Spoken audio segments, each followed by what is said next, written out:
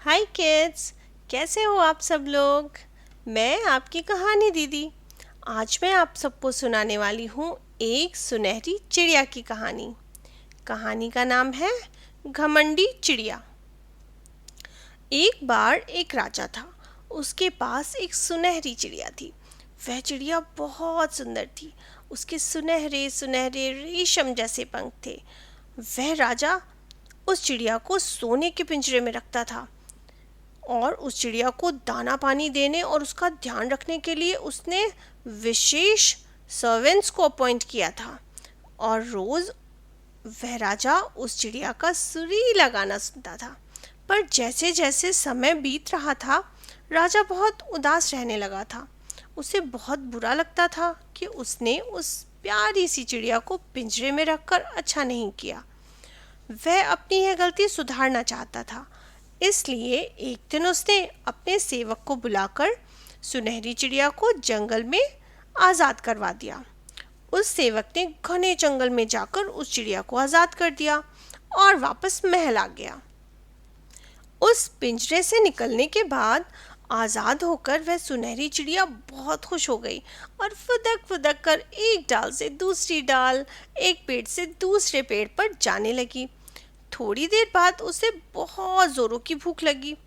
अब राजा के यहाँ पर तो उसे आराम से एक जगह बैठे बैठे खाना मिल जाता था, पर यहाँ पर उसे कुछ समझ ही नहीं आ रहा था।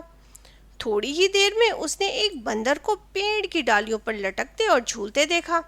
बंदर ने सुनहरी चिड़िया को देखकर कहा, हेलो, तुम कौन हो। सुनहरी चिड़िया ने बहुत घमंड यानी कि प्राउड से गर्दन मटकाते हुए कहा, मैं सुनहरी चिड़िया हूँ। अच्छा, पर मैंने तुम्हें पहले जंगल में नहीं देखा। लगता है कि नई आई हो यहाँ जंगल में। क्या तुम जंगल में खाने की अच्छी अच्छी जगहें देखना चाहोगी। बंदर ने चिड़िया से कहा। चिड़िया बोली, हाँ, एक बंदर मुझे क्या सिखाएगा। और देखो तुम्हारा मुंह कितना फनी है। तुम्हारा मुझसे क्या मुकाबला। देखी है कभी तुमने मेरे जैसी सुंदर चोंच वाली सुनहरी चिड़िया। ठीक है, जो तुम्हें ठीक लगे वही करो, मैं तो जा रहा हूँ। ऐसा कहकर बंदर फिर से पेड़ों पर यहाँ से वहाँ झूलने लगा। थोड़ी देर बाद उस सुनहरी चिड़िया यानी कि गोल्डन बर्ड ने घास में कुछ हलचल के साथ आवाज़ सुनी और तभी वहाँ उसने एक सांप को निकलते देखा। सांप ने पास आकर उसे हेलो बोला और उससे पूछा, तुम कौन हो। चिड़िया ने उसे बहुत प्राउडली बताया, मैं सुनहरी चिड़िया हूँ। चलो मैं तुम्हें जंगल दिखाता हूँ, सांप ने उससे कहा। नहीं नहीं, भला एक सांप मुझे क्या सिखा सकता है और दिखा सकता है। और तुम्हारी आवाज़ भी कितनी डरावनी है। तुम्हें पता भी है मैं कितना अच्छा गाती हूँ। चिड़िया बोली, हो सकता है, सांप ने कहा और वहाँ से चला गया। तभी वहाँ पर गिरगिट यानी कि कैमलियन आया और चिड़िया ने देखा वह पेड़ के तने पर बैठा है और उसका रंग बिल्कुल पेड़ के तने की तरह लग रहा था। उस सुनहरी चिड़िया ने गिरगिट के साथ भी बिल्कुल अच्छे से बात नहीं की, इसलिए वह भी जल्दी ही वहाँ से चला गया। तभी चिड़िया ने एक बड़े से बाज यानी कि ईगल को ऊपर आसमान में मंडराते हुए देखा। उसे देखते ही बंदर ने खुद को पेड़ की पत्तियों के बीच में छिपा लिया। सांप ने खुद को जमीन के अंदर अपने बिल में छुपा लिया और गिरगिट चुपचाप अपनी जगह पर खड़ा रहा, जिससे वह बाज उसे ना देख पाए। वह सुनहरी चिड़िया अब जल्दी से जल्दी वहां से उड़ जाना चाहती थी, पर उसने अपने पंख जैसे ही फड़फड़ाए वह कमज़ोर होने की वजह से उड़ ही नहीं पाई, क्योंकि राजा के महल में उसे कभी इसकी ज़रूरत ही नहीं पड़ती थी। वह एक पिंजरे में आराम से रहती थी, तो उसके पंख एक जगह बैठे बैठे कमज़ोर हो गए थे। अब तो सुनहरी चिड़िया डर गई और मदद के लिए आवाज़ लगाने लगी, हेल्प हेल्प। तभी उसने महसूस किया किसी रस्सी जैसी चीज़ ने उसे झाड़ियों के अंदर खींच लिया। ये तो सांप था।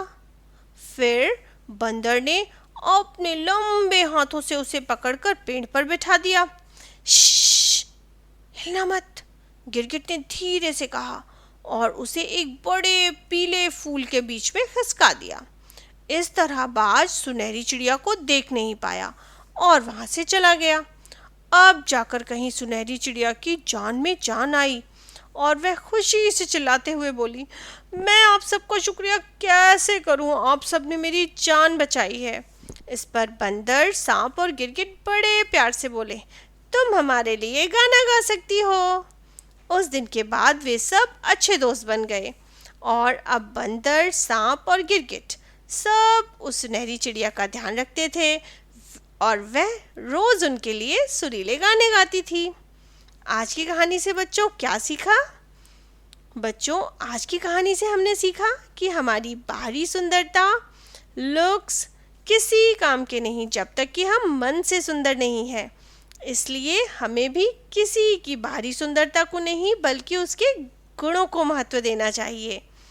उम्मीद है आपको आज की कहानी पसंद आई होगी। अगर कहानी पसंद आई हो तो कहानी को लाइक, शेयर और कमेंट्स करना ना भूलें। साथ ही सब्सक्राइब करें मेरे चैनल कहानी दीदी को ऐसी ही प्यारी प्यारी और मज़ेदार कहानियों के लिए। मिलती हूँ अगली बार एक नई कहानी के साथ। तब तक के लिए बाय बाय बच्चों।